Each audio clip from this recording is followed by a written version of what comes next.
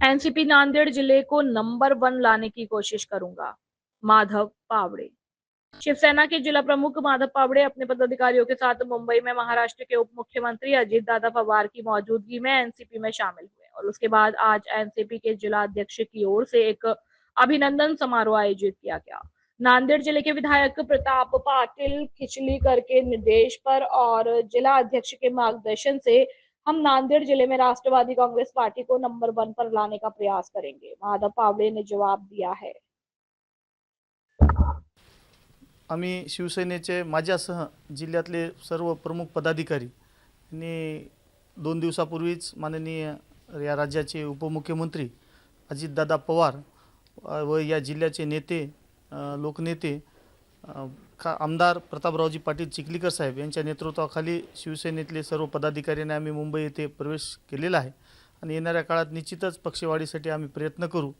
जी काम करण्याची पद्धत शिवसेनेची होती त्याच पद्धतीने आम्ही राष्ट्रवादीमध्ये सुद्धा अगोदरही मी काम राष्ट्रवादीमध्ये केलेलं असल्यामुळे राष्ट्रवादीचा प्रोटोकॉल राष्ट्रवादीची पद्धत मला माहिती आहे आणि नांदेड जिल्ह्यामध्ये राष्ट्रवादी आमचे जिल्हा अध्यक्षांनी सांगितलं की 1 नंबर कसा होईल यासाठी आम्ही सातत्याने प्रयत्न करू आणि येणाऱ्या स्थानिक स्वराज्य संस्थेमध्ये राष्ट्रवादी काँग्रेस पक्ष हा माननीय प्रतापरावजी पाटील चिखलीकर साहेब यांच्या नेतृत्वाखाली जिल्हा अध्यक्ष दिलीपरावजी धर्माधिकारी यांच्या मार्गदर्शनाखाली आम्ही निश्चित 1 नंबरला येणाऱ्या काळात हा पक्ष घेऊन जाऊ आणि शिवसेनेतले आम्ही प्रमुख पदाधिकाऱ्यांनीच मुंबई येथे जाऊन प्रवेश केलेला आहे।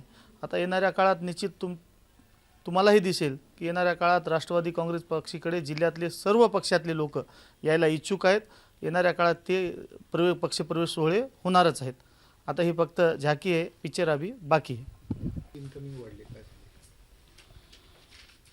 आता राष्ट्रवादी काँग्रेसमध्ये इन्कम वाढण्यास म्हणजे जिल्हा म्हणजे राज्यामध्ये महायुती सरकार आहे।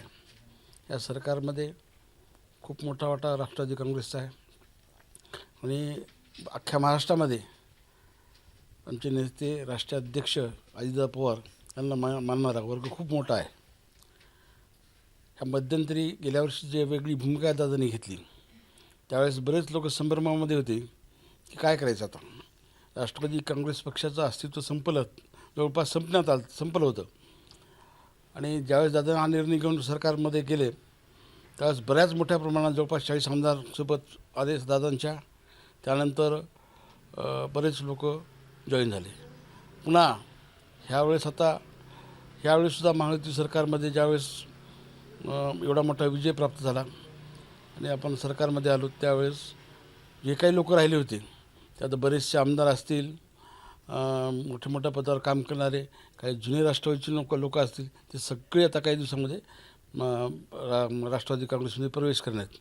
परवाच माझे आमदार घाटे साहेब असतील, गोजेगावकर साहेब आहेत, पावडे साहेब आहेत, ही सगळी जी शिवसेनेची गँग आहे म्हणजे लोक आहेत ते सगळे आपल्याकडे जॉईन झालेत आणि नांदेड जिल्ह्यानं आमदार प्रतापराव पाटील यांच्या माध्यमातून राष्ट्रवादी काँग्रेसला एक आमदार दिला आहे।